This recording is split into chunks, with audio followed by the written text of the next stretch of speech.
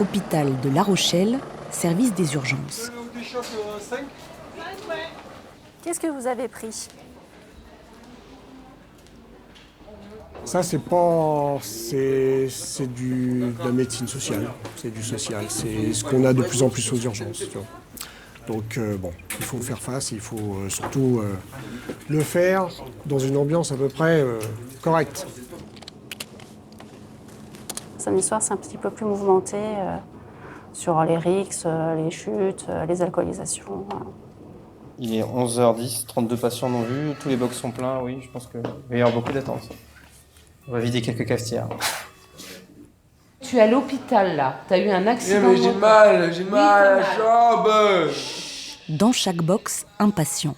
Parfois pour un bobo, parfois pour des pathologies ou des blessures plus graves.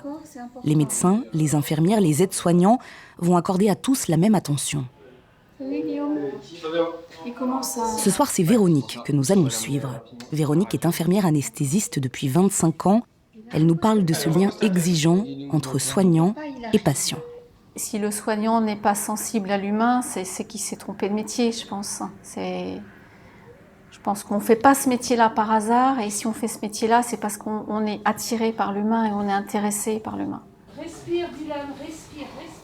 Je pense qu'on peut toujours donner aux autres, mais il faut se protéger. Quand j'étais jeune, il m'est arrivé de pleurer devant certaines situations, mais même encore aujourd'hui, je peux avoir la larme à l'œil par des situations qui me bouleversent et qui me font mal au ventre, quoi. C'est épuisant parce qu'il faut absorber l'angoisse des gens, et c'est là que je fais une erreur. En fait, il ne faut pas l'absorber. C'est là qu'on peut se retrouver épuisé et être en difficulté. It's finished.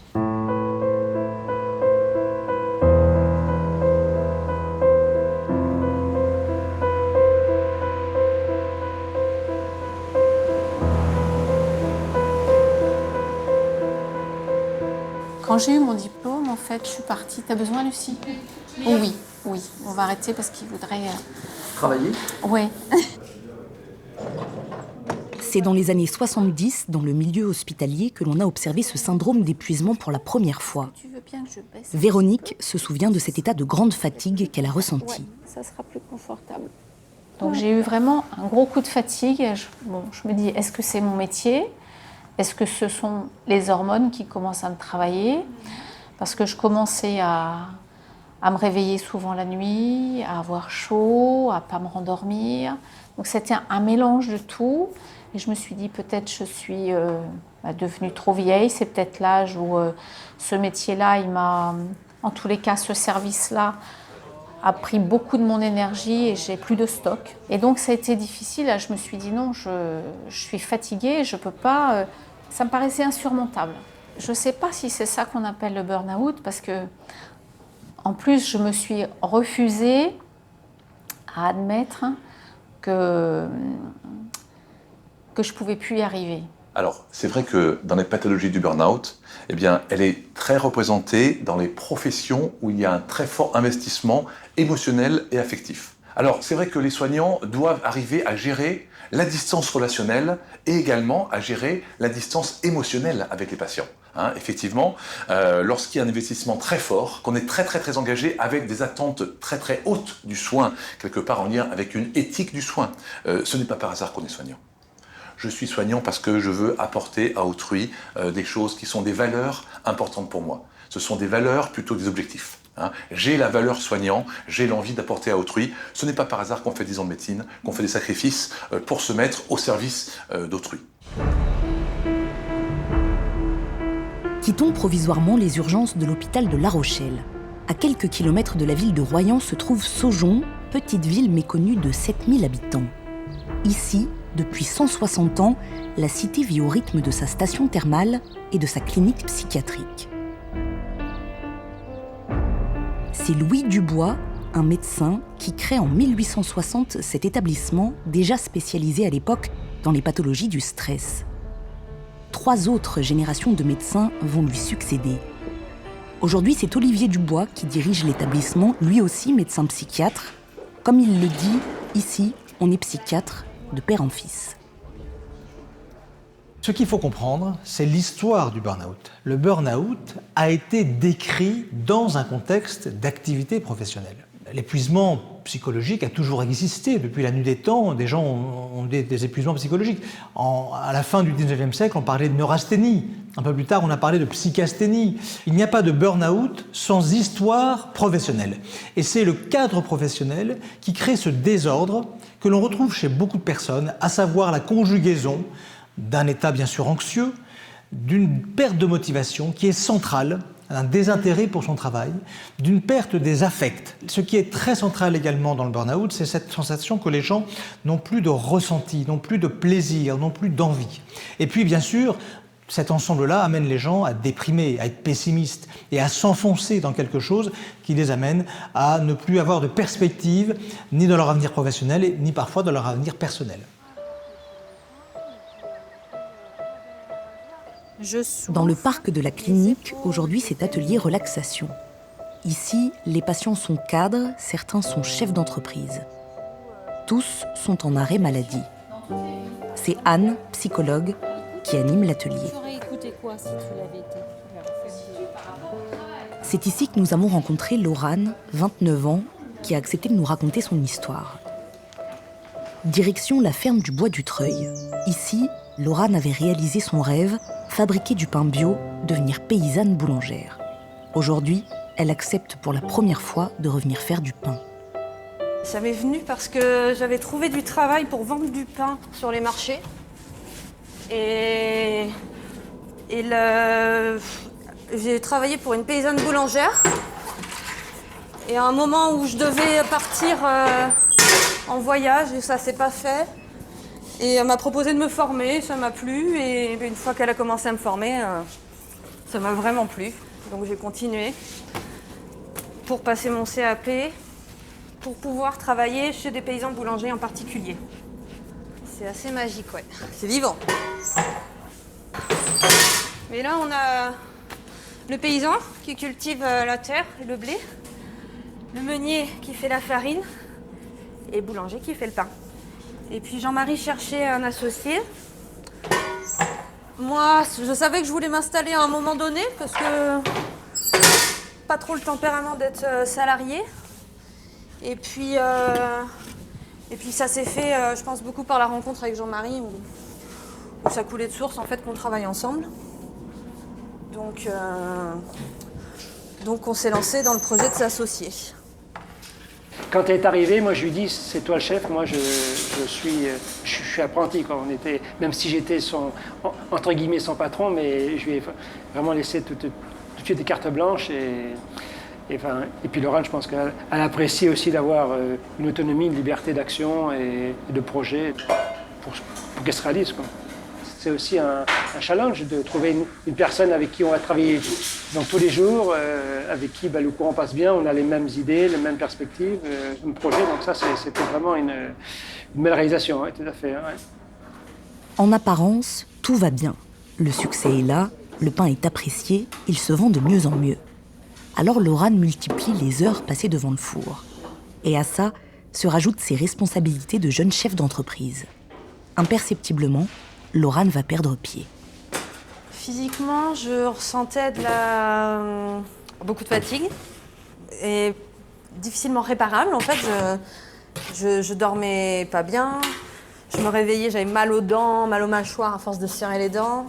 Je pleurais un peu trop souvent et pour des raisons un peu floues. Et puis, je m'énervais vite dans le travail et puis vraiment, j'étais lessivée en fin de journée.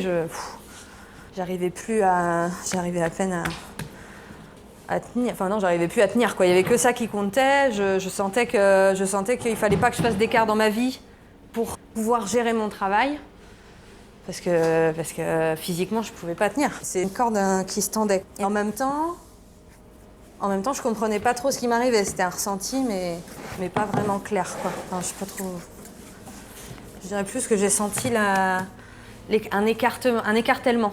Pour moi, c'était plus cette sensation-là, un écartèlement entre moi et mon corps. Enfin là, même maintenant, quand je l'explique, c'est vrai que Ce que je me souviens, c'est qu'à un moment donné, il y a mon corps qui a dit tu pars faire ta journée, moi je reste là. Voilà, salut. Je pense que j'ai vraiment eu peur de, je sais pas, de cette dissociation entre les deux. Où le matin, ça marchait plus, quoi. Ma tête disait on y va et mon corps restait bloqué dans le lit. Tout devenait une catastrophe. Je me vois écrire des mails où tu es là dans le bureau quand je commence mon mail et tu reviens un quart d'heure plus tard, j'en suis toujours au même point. Répondre au téléphone aussi, ça a été un signe fort pour moi parce que c'est toi qui me le renvoyais. On me disait t'as pas répondu à ce message, il y a tel client qui a laissé ce message mais tu l'as pas pris. Et moi j'étais là devant le téléphone qui sonnait. Non, plus tard. C'était voilà. Ouais. Moi, j'ai pas compris ce qui est arrivé à Laurane. J'ai vu son état physique qui était plus au top. Après les congés déjà du mois d'été, du mois d'août, quand tu es revenu, tu étais encore fatigué et pas la pêche que tu avais avant, quoi. Tu as toujours dit, moi, me lever le matin à 4 heures, ça me dérange pas. J'ai du plaisir à faire le pain. Et le jour où tu m'as dit que tu avais moins envie, c'était un signe que ça allait moins bien, quoi. Et pour moi, c'est un peu difficile parce que c'est une aventure que je me projetais avec Laurane sur une transmission qui n'a pas pu continuer. Puis je la voyais aussi qui était pas bien dans sa peau. Donc moi, j'ai essayé de la soulager en faisant plus de choses qu'elle faisait. Par exemple, les tâches administratives que tu faisais pendant un temps, c'est moi qui les ai reprises. Aussi, je pense que ce qui était difficile pour moi aussi, c'est de voir aussi ton sentiment de culpabilité, de dire je me suis associé avec Jean-Marie, il n'y a pas de raison que je craque. J'ai souffert parce que de cette relation avec Laurane qui était plus comme avant, quoi. Moi, j'ai connu Laurane pleine de vie, comme je retrouve aujourd'hui, quoi. La pêche, et puis là, après, je voyais que tu t'éteignais un peu. J'aurais peut-être dû être plus vigilant, mais bon. Laurane sombre de plus en plus. Elle s'isole et se replie sur elle-même. La jeune femme va ressentir un besoin d'aide, d'écoute pour mettre des mots sur sa souffrance. C'est pour ces raisons qu'elle va rencontrer Anne, la psychologue. Quand Laurane arrive, elle n'arrive pas pour une demande au départ sur son épuisement au travail. Elle arrive avec la question du je sens bien que je ne vais pas bien, je ne m'en sors pas toute seule et j'ai besoin d'aide. J'ai un peu de mal à investir dans ma vie d'adulte, me sens un peu perdue. Et on va quand même mettre quelques séances à poser que c'est un épuisement professionnel. C'est assez courant pour les gens qui sont dans cet état de burn-out de ne pas identifier que le problème est sur le travail. Donc la demande de Laurane, c'était, si tu t'en souviens, je n'ai plus le temps de voir mes amis, je ne fais plus d'activité pour moi, je sens bien que je m'isole. En même temps, mon travail me passionne, c'est un vrai choix avec des valeurs, avec un engagement. J'y crois et en plus, ça marche de plus en plus. Donc, elle n'est pas encore au dernier stade du burn-out, mais elle commence à être dans la déshumanisation, c'est-à-dire je n'écoute plus mes émotions, je deviens un peu un robot, je fais mon travail, mais je souffre. Et je ne comprends pas pourquoi. La première démarche qu'elle va mettre en place, c'est de trouver une solution pour justement ne pas se sentir traître ou abandonner son associé. Donc une fois que ça va commencer à se mettre en place, Laurane va pouvoir effectivement s'accorder le droit de se dire « Ok, je n'en peux plus, j'ai besoin de m'arrêter » et elle va passer à l'action de s'arrêter. Ma demande, elle était vraiment d'un accompagnement extérieur, d'un regard neuf, objectif, qui me permette de sortir de ma bulle, parce que cette bulle est de ma spirale, du coup, qui était de plus en plus enfermante. Je ressentais le fait que je ne pouvais pas me sortir de cette spirale toute seule. Donc j'attendais vraiment une main, un regard, une écoute qui me permette de m'extraire de cette spirale au moins un temps, en tout cas sur les temps de séance, et qui me permettait de reprendre du souffle pour repartir dans le quotidien. Les gens qui sont dans ce système de burn-out étant des gens très souvent perfectionnistes, exigeants avec eux-mêmes, très investis, voulant réussir, ne voulant pas décevoir, n'entendent pas et du coup passent à la deuxième phase qui est la déshumanisation pour pouvoir tenir. Je dirais que, un peu en cercle vicieux, eh bien, on peut dire que finalement le travail alimente l'épuisement du sujet. Et à un moment donné, la souffrance au travail fait que le patient vient nous voir parce qu'il n'en peut plus. Donc le patient qui consulte le médecin va venir rencontrer le médecin pour lui faire part de ses difficultés professionnelles. Et donc quand on va constater l'association de ces difficultés professionnelles plus de cet épuisement psychologique, plus de cet épuisement physique, plus d'éventuellement de symptômes anxieux et dépressifs, on va considérer que c'est un burn-out professionnel. On se rend compte qu'on est en situation de burn-out une fois qu'on a plongé dedans. C'est un mur qu'on ne voit pas arriver. Tac. C'est comme l'accident, il y a avant-après. Et je crois que ça permet aussi de dire que dans un burn-out, il y a vraiment les 3 dimensions qui sont nécessaires de prendre en compte, 3 dimensions humaines, la tête, le corps et l'émotionnel, c'est-à-dire le cœur. Et qu'on ne peut pas traiter juste un petit bout ou faire des petits pansements sur certaines choses quand on est déjà à un stade trop avancé. Retour à l'hôpital de La Rochelle. L'hélicoptère dépose un blessé en urgence absolue. Le médecin urgentiste et Véronique ont assuré les premiers secours. Comme toujours, Véronique a fait preuve d'une énergie exemplaire dans son métier. À l'époque, c'était incompréhensible pour elle de montrer ses faiblesses. Dans un premier temps, j'ai lutté pour garder la tête hors de l'eau. Voilà. C'est vraiment très imagé, mais c'est vraiment comme ça que je l'ai vécu. Parce qu'en plus, j'avais peur. J'avais peur aussi de l'image que j'allais transmettre aux autres. Dire, mais ça, c'est pas la Véro qu'on connaît. La Véro, c'est une battante. Elle est toujours là pour nous soutenir, pour nous aider. Puis là, elle va s'effondrer. Je me dis, non, là, je peux pas faire ça, quoi. Alors, c'est le côté, l'image qu'on donne aux autres, c'est... Après analyse, c'est de l'orgueil très mal placé. Parce qu'en fait, à vouloir résister, en fait, on s'épuise encore plus. Et là, je me dis que heureusement que j'ai un mari comme j'ai, que si ça n'avait pas été le cas, eh bien, ça aurait pu basculer du mauvais côté. Vraiment. Ouais. J'ai jamais eu envie de mourir. Mais là, c'est encore très imagé. J'avais envie de me faire un petit trou, bien chaud, de me glisser dedans, de mettre une couverture et de dormir et d'attendre que le soleil se lève, que la couverture se soulève toute seule et que tout aille mieux. Voilà, c'est vraiment ça. Bon, je me disais, c'est pas possible. Ça, c'est vraiment pas quelque chose que tu peux faire, mais j'en avais vraiment envie. Alors c'est là où il faut la bienveillance de l'environnement, des collègues, de la famille, des amis, pour les soignants, des autres soignants, pour dire attention, tu souffres, tu vas mal, il faut qu'on t'aide, on est là avec toi.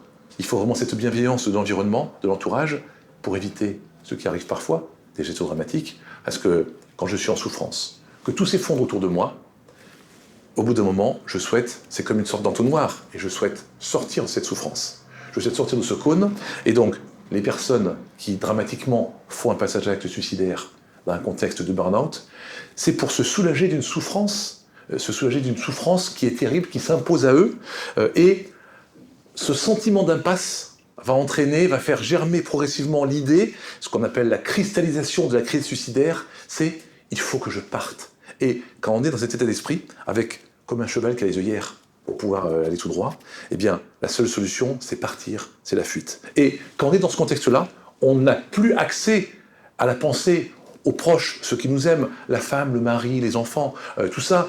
Ce n'est pas qu'on ne veut pas le voir, c'est qu'on ne peut plus le voir quand on est à ce niveau de souffrance, de crise suicidaire, qui peut être une des conséquences dramatiques du burn-out. Un matin, je sentais mais vraiment toutes mes articulations, comme si on avait déposé de la rouille dans la nuit. C'était un peu ça, tu vois. C'était... Ouais, mon corps était verrouillé. Et là, je me suis dit... Tu vois, quand j'y repense...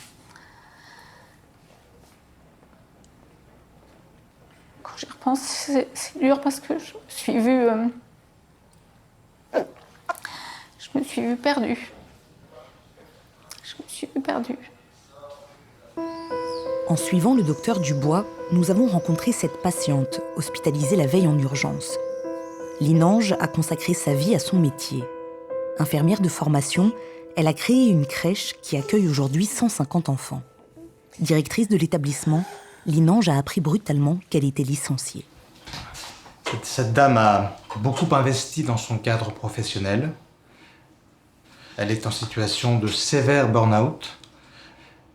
La situation est très douloureuse. La dépression l'empêche de pouvoir se reconstruire. Aujourd'hui, la première chose à faire, c'est de lui éviter de souffrir. La souffrance est telle qu'on ne peut pas la laisser dans cet état-là. Ce n'est pas humainement, médicalement, à mon sens, acceptable. Ce n'est pas acceptable tout simplement parce que si l'on ne fait rien, il peut y avoir une situation extrêmement violente derrière. J'ai l'impression d'être dans un tourbillon qui m'emmène vers le bas. Et non, il faudra qu'il y ait quelque chose qui m'aide pour remonter toute seule. Je n'y arrive pas. Toutes les personnes qui sont dans des situations de responsabilité, de développement, de créativité, quelque part, elles sont prises dans ces enjeux-là. Et ça ne fait pas un malade, ça. Énormément de personnes s'investissent, mettent toute leur énergie, toute leur passion dans quelque chose. Ils ne vont pas tous faire une maladie dépressive. Aujourd'hui, madame ne voit plus tout ce qu'elle a fait de bien. Elle ne voit plus que ce qu'elle a fait de mal. Non seulement elle ne voit plus que ça, mais en plus, ça revient sans cesse dans son esprit. Le problème aujourd'hui est qu'elle est complètement engluée dans quelque chose qui l'empêche de bouger, qui l'empêche d'avancer, qui l'empêche de reculer, qui l'empêche d'aller à droite ou à gauche. Elle ne peut pas bouger de cette situation. Elle est paralysée, elle est bloquée. Elle n'a pas les armes aujourd'hui pour se sortir de ce piège. Je suis tellement mal. Vous ne pouvez pas lutter. Non. Vous ne pouvez pas lutter. J'ai l'impression que je ne suis pas d'égal à égal. C'est trop fort. L'intensité de la douleur est trop grande. Madame, qu'est-ce qui représente aujourd'hui votre médecin pour vous? J'attends beaucoup de lui. D'abord, c'est quelqu'un qui m'a compris tout de suite. Le feeling est bien passé, enfin pour moi, bien passé. Donc, j'attends de lui de l'aide, pour essayer de remonter du fond de cette piscine où je suis coincée. Je compte beaucoup sur ce séjour. Parce que je dirais que c'est ma bouée de sauvetage. Je peux pas m'en sortir toute seule. J'ai essayé, je n'ai pas pu. Et c'est vrai qu'au niveau de ma famille, il y a un ras-le-bol aussi qui s'est installé. Dorothée a 53 ans, elle exerce dans le milieu bancaire. Nous l'avons rencontrée à la clinique. Elle y est suivie depuis 3 ans pour un burn-out sévère. Chaque année, Dorothée fait une cure à Saujon. Attention, voilà le king. Allez-y, qu'est-ce que tu fais sur le lit? Qui c'est qui est sur le lit? Allez, par terre. Depuis peu, c'est avec son petit chien qu'elle partage son temps et ses émotions. Les thérapies que je fais via ma psychiatre, via l'école du stress, ici à Saujon, j'arrive à prendre du recul et puis à ne pas me dire que c'est moi en direct qu'on juge, quoi. Il faut que je prenne du recul, vous voyez que c'est ça, et que je sois un peu indifférente à tout ça, et enfin, que j'ai une grosse carapace, quoi. Oui. Une grosse carapace. Heureusement que j'ai mon chien aussi, parce que c'est une partie de la thérapie. Ça aide beaucoup, ça m'aide beaucoup. Allez, en avant. Hop. C'est une petite boule de poil pleine de vie qui m'aide aussi. Je suis assistante commerciale sur un secteur très particulier, les personnes protégées. Donc moi j'aime beaucoup mon travail parce que je pense que ça a un caractère, je dirais, social. C'est aider des gens qui sont en souffrance, donc les personnes qui sont sous tutelle, sous curatelle, donc via leurs tuteurs, leurs curateurs, les associations, les gérants privés, pour trouver une solution à leurs problèmes bancaires, justement. En fait, je suis trop perfectionniste, a priori, et j'étais en souffrance de ne pas savoir aussi répondre à la demande du client. J'étais entre deux feux. La demande des responsables, la demande des clients. Et pour moi, c'est le client. Enfin, j'ai toujours eu la culture du client. Et je ne comprenais pas que c'était cette recherche de rentabilité, c'était vraiment aux dépens du client et de la qualité de mon travail. Et j'étais très, très affectée, quoi. Alors, c'est vrai que dans les pathologies du burn-out, la reconnaissance, la quête de reconnaissance est un élément très important.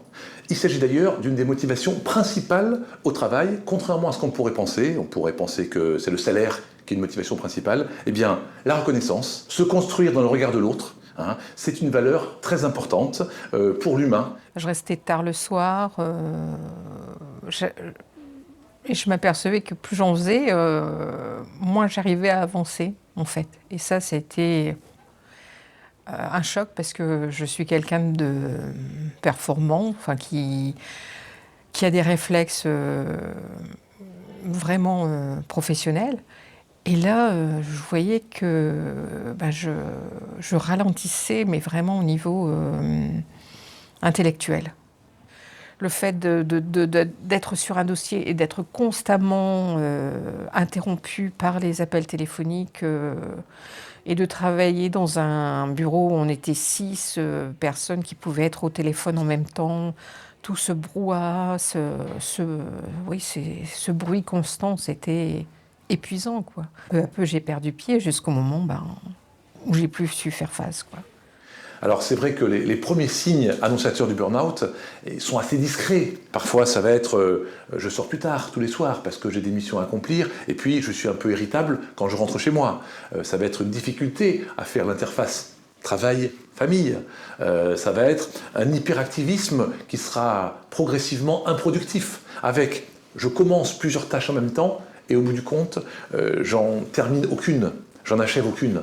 Et ça, c'est un des vrais signes du début du processus d'emballement. Je dirais, comme un moteur de voiture, quand je commence à être en sur-régime. Et ce sur-régime va être improductif. Et l'hyper-investissement émotionnel que j'ai mis dans ce que je me suis lancé à faire, eh bien, comme un mouvement de balancier dramatique, va être à l'inverse, va se transformer en un blindage émotionnel, ce qu'on appelle la dépersonnalisation. Je me blinde, j'ai donné beaucoup d'affectifs de moi-même, eh bien j'arrête d'en donner. Là, c'est un signe vraiment qui doit faire tilt pour les collègues, pour les confrères, pour les amis, pour la famille. Attention, il y a un changement de fonctionnement, ce n'est pas normal. Vous avez des personnalités fragiles qui ne demandent qu'à décompenser au travail. Ce qu'on appelle le workaholisme. Le workaholisme, ce sont des gens qui travaillent tout le temps, qui ne pensent qu'au travail, qui ne peuvent pas se détacher du travail, qui sont dépendants du travail. L'employeur n'est pas forcément responsable. Il peut l'être un peu parfois, parce que parfois il se sert un peu de ces personnes, mais parfois aussi il ne cherche pas. Et la personne par elle-même se surinvestit, s'épuise, et à un moment donné, ça va tourner dans le mauvais sens, et la personne va se démotiver. On peut bien sûr avoir l'inverse, des employeurs ou des supérieurs qui mettent une pression extrêmement forte, qui sont d'une très grande exigence, qui donnent très peu en retour de compliments ou de remerciements, de reconnaissance. Et la personne peut se sentir finalement exploitée, dévalorisée, mal reconnue. Ça peut être une souffrance. Et là, on est plutôt effectivement dans le sens inverse de l'employeur qui exploite en quelque sorte un peu la personne souffrante. À la personne de se défendre mieux. Mais ce n'est pas toujours facile, on le sait bien. Et le rapport de force est avantageux pour l'employeur, on est bien d'accord. Conscients de ces problèmes de société, quelques députés ont tenté de faire reconnaître le burn-out comme maladie professionnelle. Le projet de loi a été rejeté par l'Assemblée nationale. C'est au barreau de Limoges que s'est inscrite Maître Audrey Pascal. Docteur en droit, chercheuse au CNRS, elle a soutenu une thèse en droit social. elle nous fait part aujourd'hui de la position des tribunaux et du droit du travail en général à l'égard de ce mal nouveau qu'est le burn-out. Alors actuellement, effectivement, il n'y a pas de définition juridique du burn-out et je pense que ça serait très difficile à obtenir au regard des différentes définitions au niveau médical. Donc le point de vue juridique ne s'appuie que sur les avis médicaux et étant donné que ces avis médicaux sont très contradictoires, je pense que ça ne fait pas l'unanimité pour qu'on ait une définition juridique unique. J'avais aussi le sentiment d'être le mouton noir, quoi, celui qui n'est pas dans le moule. Voilà, je n'étais pas dans le moule qu'on exige dans l'entreprise. La plupart des cas que j'ai rencontrés, c'était effectivement le salarié qui était presque le responsable, c'est malheureusement le terme, de son état, puisqu'en fait, il avait une trop grande implication dans ce qu'il faisait et pas nécessairement l'employeur. Presque l'employeur, dans beaucoup de cas que j'ai rencontrés, était indifférent. Et c'est presque aussi cette indifférence, cette lourdeur des processus, surtout dans les grands groupes en fait, qui font que le travail est déshumanisé ou la personne pas reconnue, peu valorisée, qui fait que ça peut être justement ce petit grain de sable déclencheur d'un burn-out. Quand on pense que même la responsable, quand elle est arrivée, n'est pas venue voir ce qui se passait. Elle n'est pas venue passer une journée. Elle l'avait prévu. Elle est venue un quart d'heure et puis on ne l'a plus revue de la journée. C'est quoi? Enfin, c'est des gens qui managent et qui ne savent pas ce qui se passe à l'intérieur du service, qui ne savent pas le quotidien, qui ne peuvent pas se rendre compte qu'on a 60 appels téléphoniques dans la journée, qu'on a 100 mails, que la boîte déborde, qu'il y a des clients mécontents, que les collègues appellent aussi parce qu'ils ne savent pas quoi faire. J'écoute la personne qui va raconter son récit de vie. J'essaye de ne pas trop l'interrompre pour effectivement qu'elle se sente à l'aise aussi, parce qu'au début, ce n'est jamais facile de commencer un entretien pour parler de ses difficultés au travail. Après, je vois aussi les éléments potentiels de preuve. Est-ce que la personne peut avoir des attestations de collègues de travail? Est-ce qu'elle a eu des avis médicaux qui allaient dans son sens? Si oui, c'est déjà un très bon point pour qu'on engage potentiellement une voie judiciaire, parce que nous aurons des éléments de preuve que nous pourrons mettre en avant devant un tribunal. Et de même, si la personne n'a pas ces éléments-là, si elle est isolée, je ne remets pas en doute son mal-être, mais par contre, moi-même, je ne pourrais pas convaincre un tribunal du bien fondé de ses prétentions. Je me suis vue partir, mais vraiment très, très, très bas. À la limite des idées noires, quoi, très noires. J'ai vraiment pensé au suicide. D'ailleurs, c'est encore très, très douloureux parce que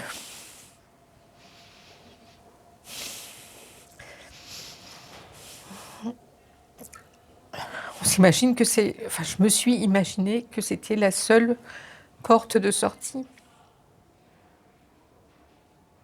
Je ne pense pas que la souffrance au travail soit un phénomène nouveau, on va dire, puisque même les conditions décrites dans Germinal ne sont guère positives, mais c'est une prise de conscience collective de la société de ce phénomène qui nécessite à un moment ou à un autre une meilleure reconnaissance juridique de ce problème qu'à l'heure actuelle. Mais ce genre de situation, tout le monde l'a rencontré dans son environnement. Bien évidemment, tout le monde sait que ça peut arriver.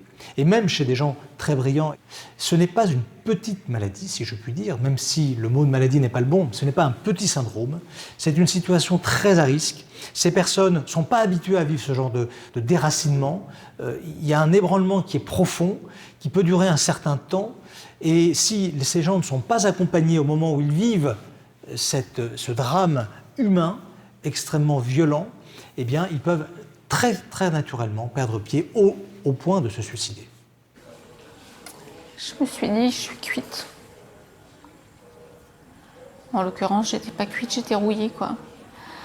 Tu vas respirer à fond, et puis tu vas prendre ton téléphone, tu vas appeler le médecin, puis tu vas aller le voir.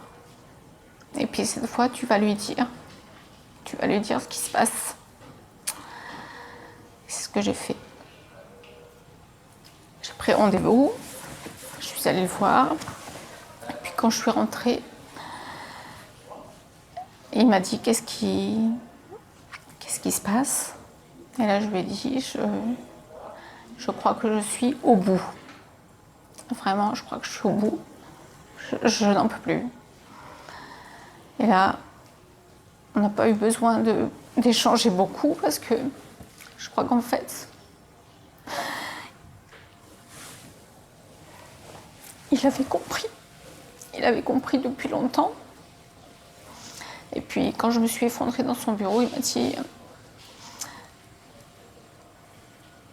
Il m'a pas dit « enfin tu lâches », mais ça voulait dire ça. Le lâcher prise, c'est peut-être le plus difficile pour les soignants parce qu'il y a cette motivation, cet enthousiasme à soigner et à avancer et à apporter de la valeur humaine. Et donc, c'est compliqué d'arrêter ça parce qu'on se construit sur ce mode-là. Après, d'arriver à dire « il faut que je lâche, il faut que j'arrête », c'est très compliqué. Dans le lâcher prise, il y a cette idée de « je ne fais aucun effort, je m'abandonne complètement, je suis là comme un acteur passif, complètement passif ». Et c'est cette dimension, ce regard sur soi-même, cette acceptation d'un changement d'attitude qui va être un moteur de guérison. Tout le champ des thérapies qu'on appelle à médiation corporelle peut être utile dans les pathologies du stress dépassé, du stress aigu et du burn-out. Effectivement, la balnéothérapie, la reprise d'activité physique adaptée, les soins de cure thermale, toutes ces stratégies thérapeutiques qui partent du corps pour arriver à l'esprit ont un intérêt.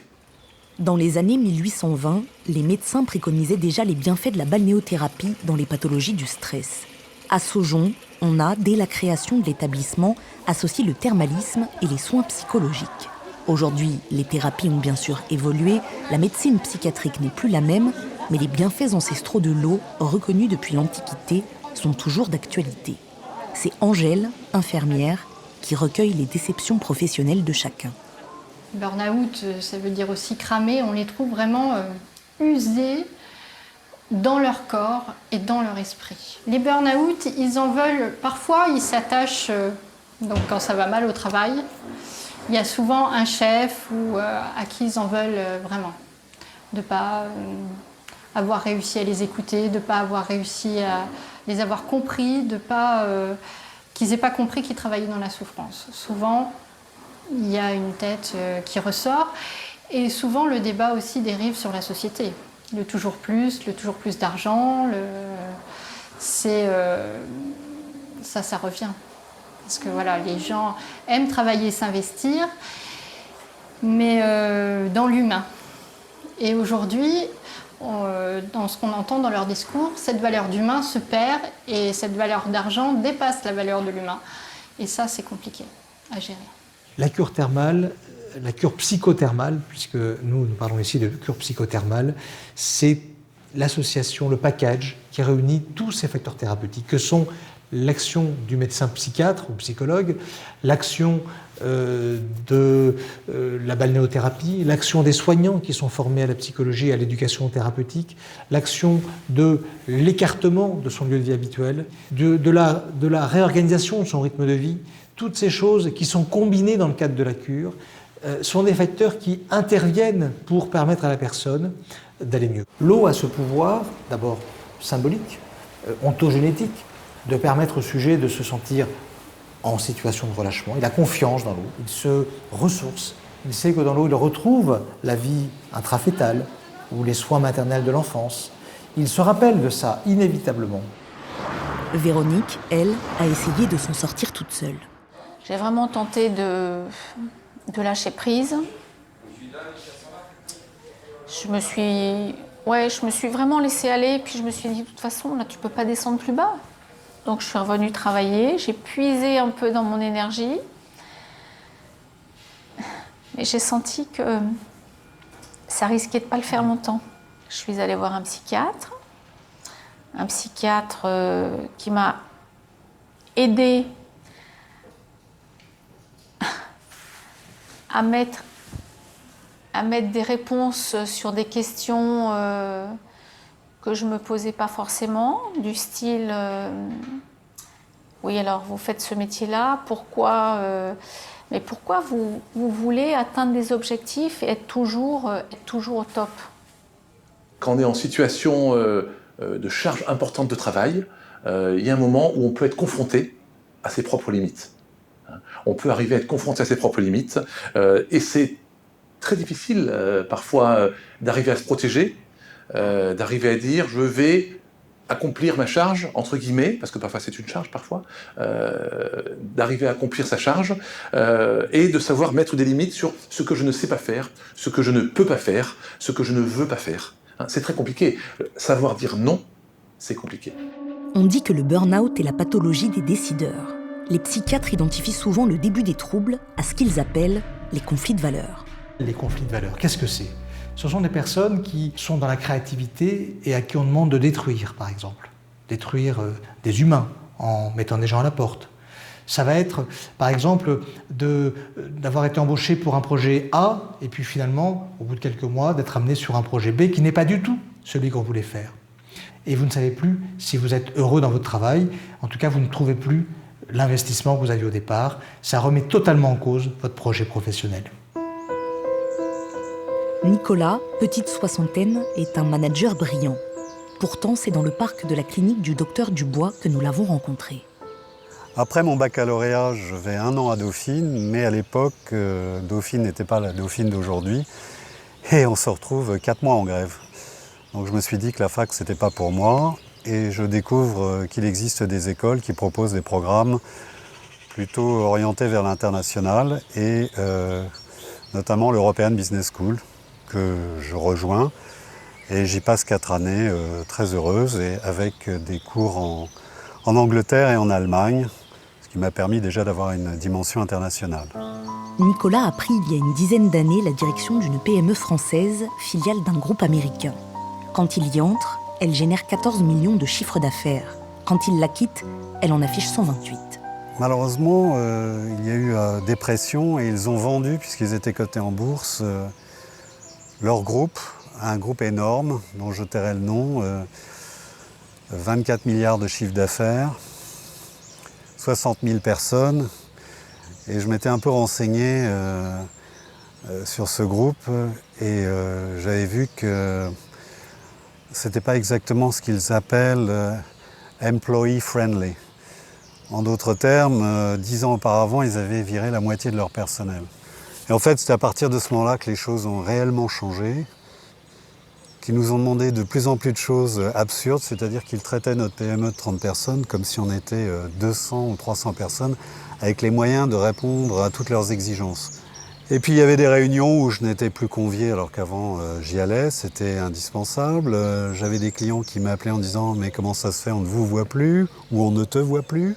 Je n'arrivais même plus, des décisions étaient prises, par exemple, même vis-à-vis du personnel, je n'arrivais même plus à protéger mon personnel. Donc je commençais à devenir complètement, dans ma tête, inutile. Les heures, par contre, augmentaient, puisqu'il y avait des conf calls de plus en plus tard, et puis surtout totalement inutiles. Quand je travaillais au début avec des Américains, on avait une réunion téléphonique par semaine. À la fin, c'était plusieurs par jour. Vous avez également de plus en plus d'emails.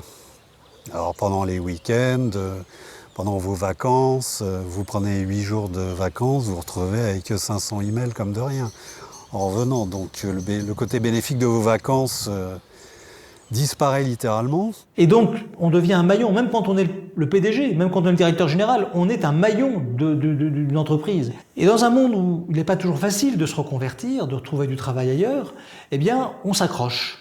On s'accroche à un emploi qui a ses qualités parce qu'on a un salaire, on a une réputation, on a une sécurité.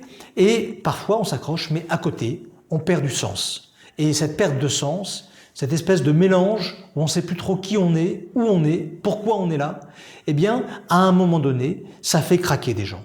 Donc un jour, un des derniers voyages où j'ai eu l'autorisation d'accompagner des clients, c'était aux États-Unis, on allait voir notre usine. Et en pleine nuit, je me suis réveillé, je voyais l'écran de mon ordinateur allumé et je me suis rendu compte que je ne pouvais plus m'en approcher. C'est-à-dire une véritable crise d'angoisse comme je n'avais jamais connue. Nicolas et le docteur Dubois, son psychiatre, ont tissé des liens d'amitié. Nous les retrouvons dans un restaurant en bord de mer. Le burn-out, c'est littéralement, c'est être cramé. C'est dans le sens où la personne n'a plus l'envie, n'a plus l'énergie, n'a plus la motivation, n'a plus la capacité aussi d'ailleurs. Ça ne veut pas dire qu'elle n'est pas capable, ça veut dire qu'à ce moment-là, eh bien, quelque chose en elle s'est bloqué et n'est plus en situation de faire comme avant. Je dirais qu'à cela, il y a un sentiment de dévalorisation très profond. C'est-à-dire qu'on est, comme le disait le docteur Dubois, plus bon à rien. On est cassé en fait, grillé, brûlé, on n'a plus envie de rien. On est particulièrement, puisqu'on dort mal, qu'on s'interroge, on est particulièrement irritable. C'est difficile pour les proches, hein. Il faut quand même le savoir, il faut le dire. On a un sentiment d'injustice aussi, parce que les gens à qui ça arrive, généralement, sont au taquet, se défoncent dans leur travail ou dans leur vie. Et puis à un moment donné, pouf, il y a un grain de sable qui se met dans les engrenages, qui devient finalement un caillou, et puis un rocher qu'on n'arrive plus à soulever, et pouf, on est écrasé. Oui, c'est vraiment ça. Il y a des gens qui ne supportent pas ça et qui malheureusement passent à l'acte. Donc effectivement, on ne peut pas résumer les conséquences du burn-out à c'est une bonne chose ou une mauvaise chose. C'est évidemment un drame, mais qui peut effectivement se transformer dans beaucoup de cas. Et les personnes peuvent trouver des solutions très adaptées à leur situation. Il y a toute l'humanité de l'individu qui sort. Et c'est toujours ce débat qui est extrêmement intéressant, que souvent plus on est humain et plus on souffre. Alors, le rétablissement après un épisode de burn-out. Alors, il faut envisager ça comme une sorte d'écologie psychologique. Il faut que j'arrive, après mon épisode aigu, où j'ai atteint une limite, où j'ai souffert beaucoup, il faut que j'ai une démarche, quelque part, d'organisation de mes schémas cognitifs, de mes schémas de pensée, qui va être une sorte de démarche écologique sur ma psychologie. Je vais essayer d'organiser ce vers quoi je m'investis, de ne pas me demander de faire 40 tâches en 1 heure alors que je ne peux en faire que 20. Et donc je vais essayer d'arriver à organiser mon quotidien, que ce soit au travail, sur les missions qui me sont confiées, ou que ce soit sur l'interface vie professionnelle, vie personnelle. Et également avec mon environnement. Ne pas m'imposer, quand je rentre chez moi, de faire 50 choses à la maison. Je dois aussi pouvoir me poser, me protéger et mettre des limites pour ne pas réincrémenter cette espèce d'embrasement émotionnel et d'embrasement douloureux dont je connais malheureusement l'issue. De nos 4 témoins qui nous ont confié leur histoire et leur souffrance, seule Véronique a repris son activité. Au prix d'un effort de volonté évident, mais aussi en suivant une nouvelle formation diplômante sur l'hypnose hospitalière. Véronique utilise beaucoup ces techniques et a pu aborder autrement la relation patient-soignant. Véronique exerce pleinement son métier d'infirmière anesthésiste, mais elle reste prudente et très observatrice. Il n'y a pas que le milieu des urgences, hein. Aujourd'hui, je pense que dans tous les métiers, il faut se protéger parce que il y a une problématique économique qui fait que dans tous les métiers, il y a une surcharge de travail. Et que dans tous les métiers, il y a des gens qui se mettent la barre haute. Et que dans tous les métiers, il y a des gens qui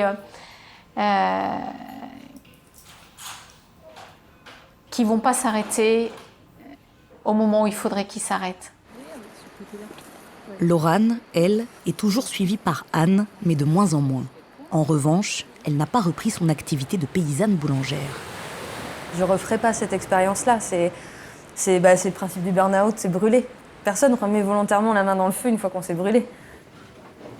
Dorothée, elle, se reconstruit grâce à l'affection d'un petit chien. En arrêt depuis 3 ans, elle n'a toujours pas repris son activité. C'est une belle déception, le milieu professionnel. Une belle déception. Linange, elle, va mieux, mais le chemin risque d'être long avant une rémission complète. Elle aura besoin, c'est évident, de l'aide de son psychiatre encore longtemps. J'ai tendance à lâcher un peu tout ce qui m'embêtait. À savoir que je pense moins à la crèche. Je pense moins à tout ça. Il faut faire un cheminement. On ne peut pas s'en sortir sans amis, sans compréhension. Je crois qu'on ne prend pas la dépression et le burn-out C'est pas encore pris au sérieux. Enfin, c'est mon avis. Alors que je peux vous assurer qu'on est mal, très mal. Nicolas, lui, a quitté son entreprise. Comme il nous le confie, la cicatrice a du mal à se refermer. Et le burn-out, je pense, c'est le fléau des temps modernes pour les cadres. Ah, je n'ai pas fait mon deuil, certainement pas. C'est douloureux, hein. Non, j'ai pas fait mon deuil. Ça fait aucun doute. Mais il faudra bien que je le fasse. C'est pas simple, hein. C'est pas simple.